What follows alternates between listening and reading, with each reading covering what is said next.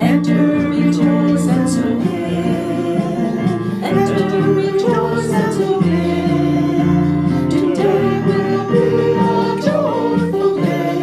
Enter, rejoice, and so in. Don't be afraid of some change. Don't be afraid of some change.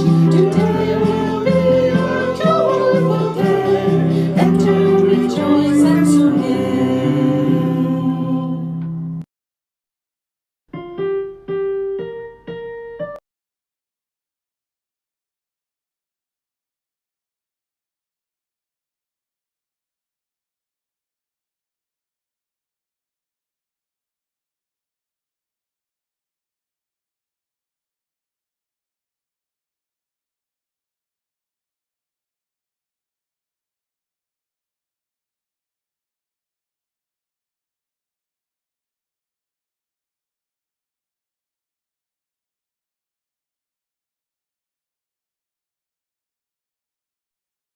Breathe in, breathe out. When I breathe in, out.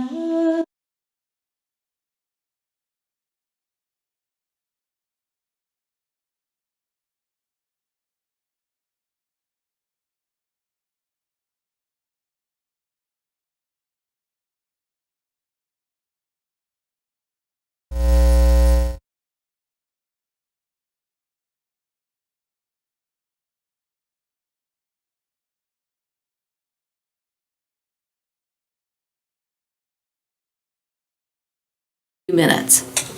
At the end of the service, those at home can virtually gather for social time on Zoom on our universal link. Your patience will be appreciated as we need a moment or two to close down the YouTube connection. For those of you here in the fellowship, when the service is over, please exit through the door on the side. Our socializing time today will be outside on the patio. As you may have heard, we are asked to keep our masks on even when we're outside to try to keep yourself and others safe. We encourage those who are interested in perusing our art to do so in a socially distanced manner. You are welcome here at Uufcc, no matter who you are, no matter where you come from, no matter your background or your spiritual journey. We know you come here for different reasons, to find community, to seek your spiritual and personal truths, to ask questions, to nurture, to find comfort and connection and challenge and love. We trust that you will find something that you need here, and we hope you will find ways to serve others. You are welcome.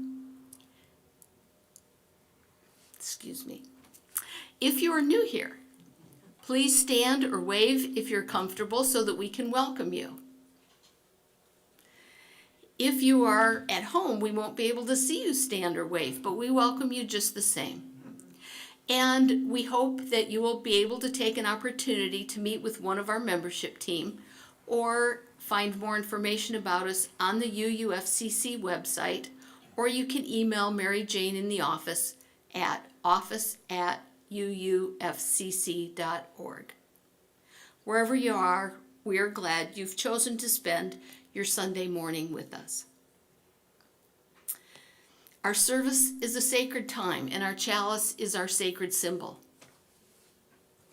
It is a reminder that we gather in community, in a safe community, in this community that we have created together. Our words this morning are by Rebecca Savage. We light our flaming chalice as a beloved people united in love and thirsting for restorative justice. May it melt away the tethers that uphold whiteness in our midst. May it spark in us a spirit of humility. May it ignite in us radical love that transforms our energy into purposeful action. This is a chalice of audacious hope. This chalice shines a light on our shared past, signaling our intention to listen deeply, reflect wisely, and move boldly toward our highest ideals. As Fred lights the chalice here in the sanctuary, please join me in reciting our affirmation. Love is the spirit of this fellowship, and service is its law. This is our aspiration, to dwell together in peace, to seek truth in love, and to help one another. Thank you, Fred. Light your home chalices or candles.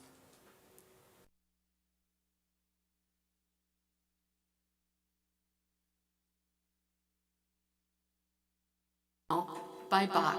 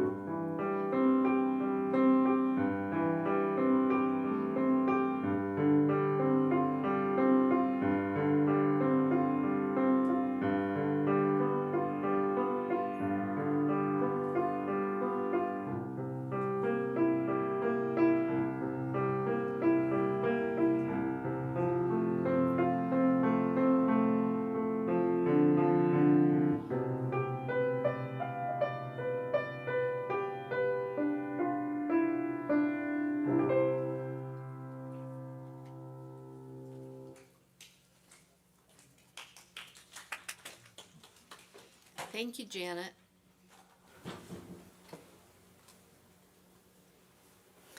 Our opening words this morning are inspired by my experience of doing yoga on the beach yesterday. I know some of you do yoga, and even if you don't, you probably know that yoga is all about intention. I don't know how you feel as you came to the service this morning, but sometimes I feel like I am not fully present here. In yoga, we spread our arms out and welcome the warmth of the sun, then draw that into our hearts with physical movement. The intention is to become a more loving person, and I buy into that. I like the idea of setting intention. Yesterday we did a ritual led by Lada, whose last name I don't know, of loving light yoga on the beach in Englewood. Would you join me in setting 2 intentions this morning? The first is for you, and the second is for others. Rub your hands together. Creating energy, creating positive energy. It is positive because you can think of something positive and think to yourself, I am. I am healthy, I am happy, I am peaceful, I am loved. And then draw that energy in by placing one hand on your heart and the other on your stomach. When you pause, your body absorbs that positive intention, and it moves from one hand to the other through your torso. And now rub your hands together again thinking those positive thoughts. And this time, put your hands out and send that energy into the world which needs more health, more happiness, more peace, and more love. As Rebecca Savage's word inspire, may we listen deeply, reflect wisely, and move boldly together. May it be so. It is now time in our service for the Book of Life. George, would you bring the book forward? We have a long tradition in our Uufcc of sharing our joys, our sorrows.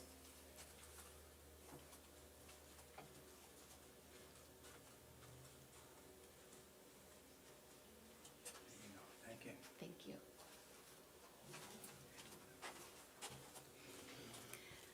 And our life milestones by entering them into this book.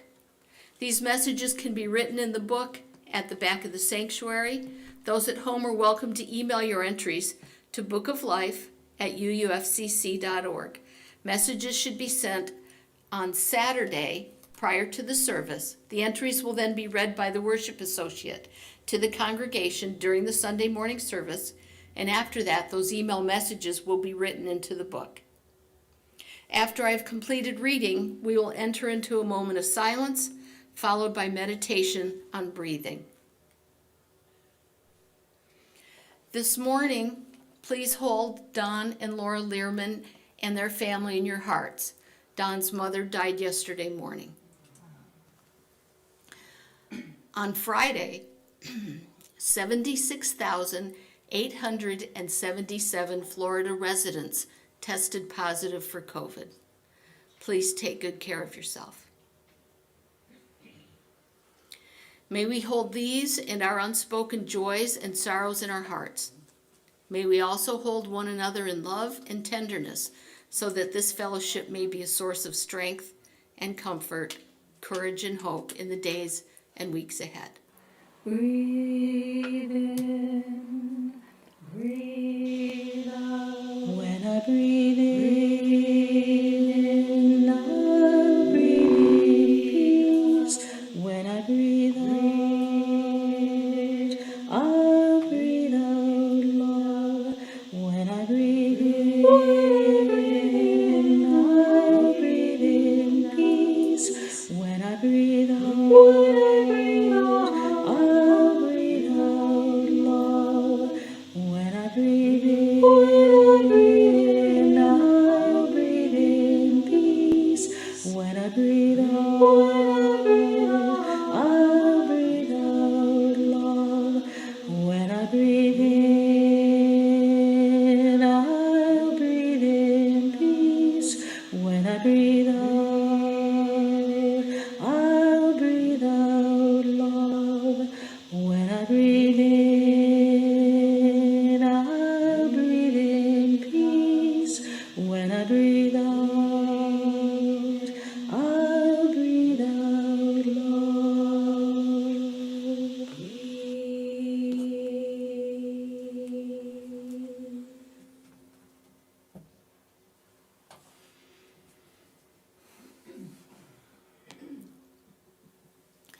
In our tradition, congregations exist because of the generous support of its members and friends. It is our privilege and our responsibility to ensure the health and future of this fellowship. To this end, your offerings to support the ministry of this fellowship, whether by pledge or donation, may be offered online. There are several ways you can give. You can email You can mail checks to the office, drop them in our mailbox, or call the office to make other arrangements. You can drop your donation in the basket by the exit door. We are also equipped to accept donations through the Venmo app. Payments through this app should be made to Uufcc offering. Your generosity is always appreciated. If you are with us for the first time, please do not feel obligated to give. Your presence is our gift. This morning's sermon was written by Reverend David Miller of the Unitarian Universalist Congregation of Fairfax. Permission for using this service is granted by Soul Matters. Dorothy Parmenter will read the sermon for us.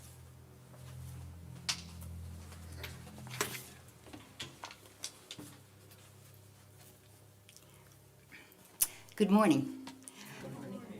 This is actually an excerpt from Reverend David Miller's sermon, and it's entitled Intent versus Impact, Resolutions for a New Year. When I first came to Unitarian Universalism, I heard the phrase, assume good intentions. Assuming good intentions was something that I hadn't thought much about through my life. I guess I went through the early part of my life having grown up in the political shadow of Chicago, and having been around as a youngster in the 60s and 70s, I didn't always assume good intentions. Don't trust anyone over 30, they used to say. So I didn't always assume good intentions, but I have always hoped for the best.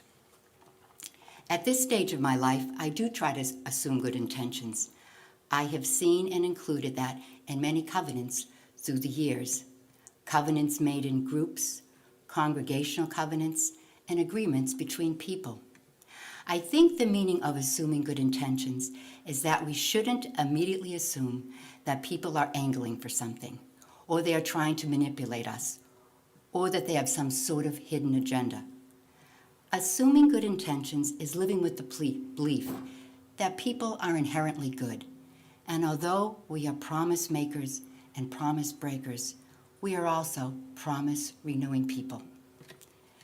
This was all well and good until I also, through being a Unitarian Universalist, learned that we can walk around with the best of intentions, but if we are not mindful, having good intention doesn't always make the grade.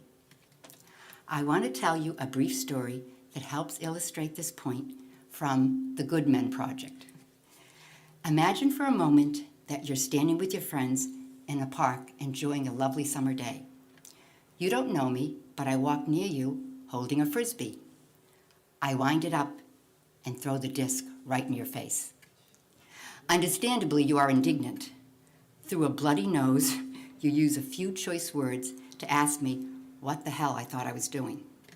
And my response? Oh, I didn't mean to hit you. That never was my intent. I was simply trying to throw the Frisbee to my friend over there. Visibly upset, you demand an apology. But I am indignant. I stick to my intention and respond with this apology. I'm sorry your face got in the way of my Frisbee.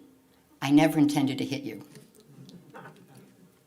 Does this non-apology sound familiar? Have you heard folks focus on intention to deflect the criticism of their impact? I never meant any harm. I'm not a racist. I'm not a homophobe. I'm not sexist. I cannot tell you how often I've seen people attempt to deflect criticism about their oppressive language or actions by making the conversation about their intent. At what point does the intent conversation stop mattering so that we can step back and look at the impact? In some ways, this is a simple lesson of relationships. If I say something that hurts my partner, it doesn't matter much whether I intended the statement to mean something else, because my partner is hurting. I need to listen to how my language hurt my partner. I need to apologize. And then I need to reflect and empathize to the best of my ability so I don't do it again. What we need to realize is that when it comes to people's lives and identities, the impact of our actions can be profound and wide-reaching. And that's far more important than the question of intent. We need to ask ourselves, what might be or might have been the impact of our actions or words. And we need to step back and listen when we are being told that the impact of our actions is out of step with our intent or our perceptions of self. I bet if I asked all of you to recount time with your families, a certain percentage would be able to express to me some cringe-worthy moments around this subject. I have to tell you, I have seen intent turn into some cringe-worthy moments in UU congregations on more than one occasion. Efforts that without question were meant to be from a good place, but whose impact landed with a thud. One example is an often told tale. I have personally seen someone so happy there was a family of color coming to the congregation that she turned with a great big grin and with a joyous tone yelled, "Is that a black family?" I am pretty sure that family never returned.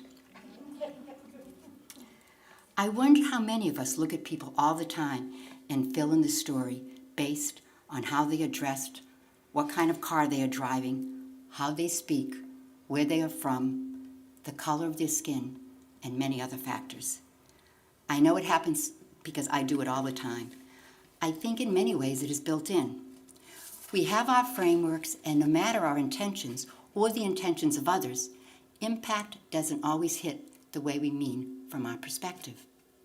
Do you make New Year's resolutions? New Year's resolutions are intentions. For the past several years, I've started my new year trying to stay off most sugar until my birthday in June. I have set an intention of eating better and feeling healthier. There are all kinds of resolutions that people make with the best of intentions. We resolve to work to get out the vote, be more positive, read more, watch less TV, do more hiking. We make these resolutions not always thinking about how much change management it would take. Going to the gym is an enormous change of lifestyle if you aren't already going.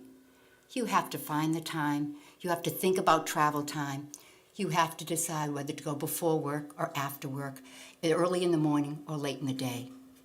This is true with eating less sugar, because when your diet during the holidays is pretty much anything coated with chocolate, it takes some effort to buy, prepare, and eat healthier things.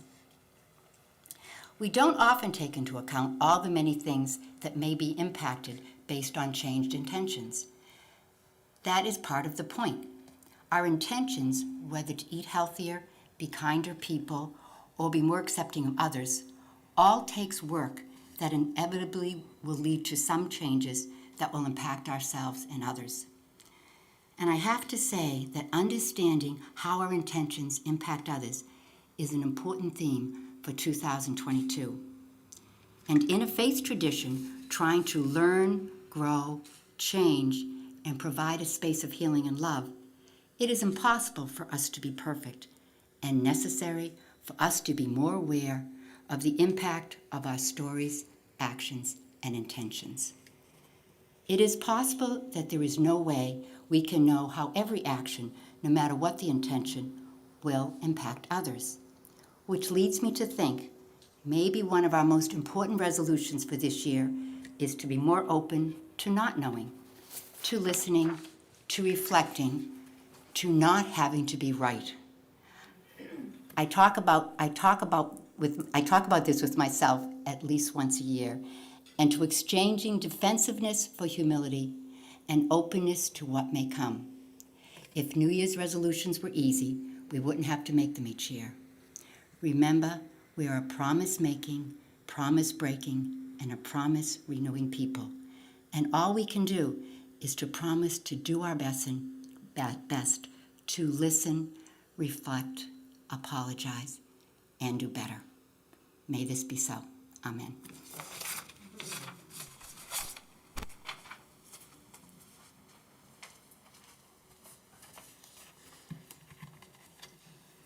Thank you, Dorothy. It is now time to highlight Uufcc's events and activities. Please remember to check your weekly updates, which includes a calendar and links for connecting via Zoom or in person. Additionally, if you would like to have fellowship events highlighted during the service, you can email the worship associates at bookoflife@uufcc.org. Today, the Social Justice Committee will meet at 11:45 in the social hall and on the Universal Zoom link. On Wednesday at 7, also on the Universal Zoom link, is Happy Hour with our own charming John Lee. Saturday morning, there is a new to UU breakfast for those new to UUFCC and those interested in becoming members. RSVP to membership or see Stephanie or Lynn.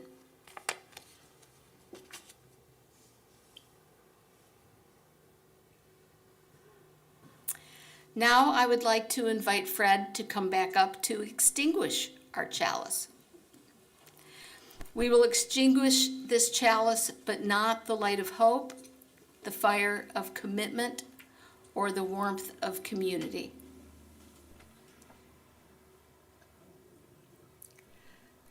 Our closing hymn today, played by Janet, is Swing Low, Sweet Chariot, arranged by Karsten Gerlitz.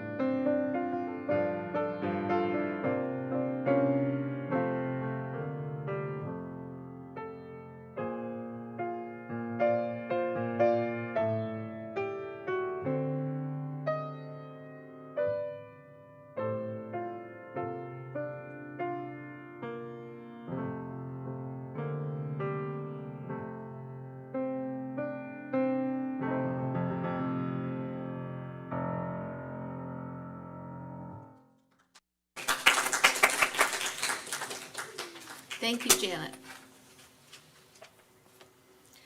Our closing words today are by Andrea Hawkins Camper. Be about the work.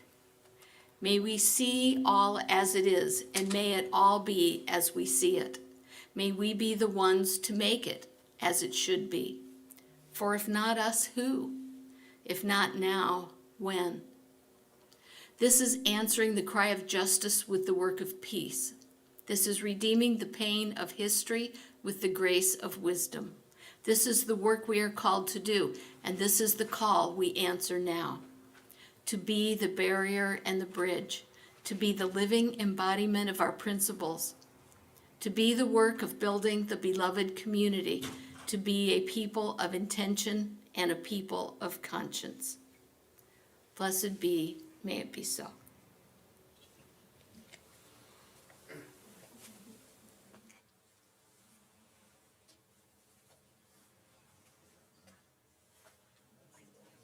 Yep, we're done. Guess they can just sit outside. Yes.